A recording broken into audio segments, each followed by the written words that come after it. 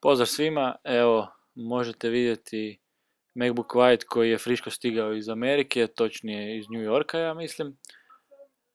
Evo danas ćemo znači vidjeti unboxing i malo detalje te verzije.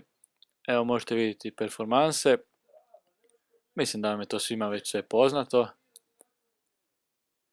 Evo dakle vidimo znači ambalažu MacBooka, standardno sve, dobro.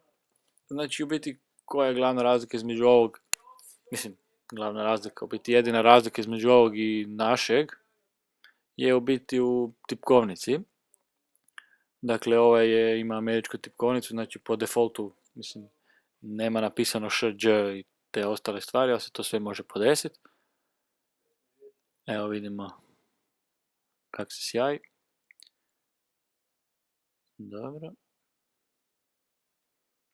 Sad ćete moći vidjeti znači tu u biti tipkovnicu koja se razlikuje od naše normalne, mislim normalne. Prije bi rekli da je ova normalna. Dakle, ovaj MacBook bi u biti bio za nekog prosječnog korisnika, ne nešto prezahtjevnog, za obične dnevne zadatke. Evo ga, sad možete vidjeti tu tipkovnicu. Evo vidite da nemaš ovih stvarnih, ima to automatski ove zagrade, ali to se sve može znači u settingsima promijeniti da imate hrvatsku tipkovnicu, ali normalno onda trebate, mislim, napamet znati di je ili si možete nalijepiti papir ili slično. Evo idemo sad prvo paljenje. Znači, vjerojatno prvo paljenje je najbolji dio kupnje MacBooka ili obično Maca nekog, ili vidite ovaj welcome video od Apple koji je stvarno nabrijan i genijalan. Evo tu sad odabiramo jezik i sad kreće video.